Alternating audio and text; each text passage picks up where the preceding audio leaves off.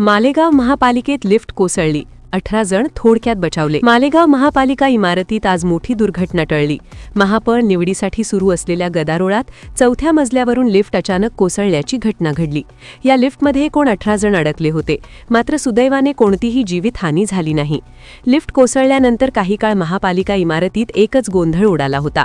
महापौर निवडीसाठी आलेले नगरसेवक, राजकीय कार्यकर्ते आणि पत्रकारांमध्ये भीतीचे वातावरण निर्माण झाले होते। क्षणाक्षणाला परिस्थिती अधिक गंभीर होण्याची शक्यता निर्माण झाली होती। प्राथमिक माहितीनुसार लिफ्टमध्ये क्षमतेपेक्षा अधिक प्रवासी असल्याने भार वाढला होता।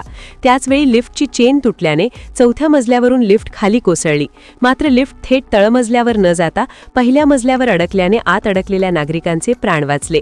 घटनेची माहिती मिळताच महापालिका प्रशासन आणि संबंधित यंत्रणांनी घटनास्थळी धाव घेतली। लिफ्टमधील नागरिकांना सुरक्षित बाहेर काढण्यात आले। या घटनेनंतर महापालिका इमारतीतील लिफ्टच्या सुरक्षिततेबाबत गंभीर प्रश्न उपस्थित झाले आहेत। प्रशासनाकडून चौकशीचे आदेश देण्यात येण्याची शक्यता आहे। स्टार वन महाराष्ट्र न्यूजसाठी इरफान पठाण, मालेगाव, नाशिक।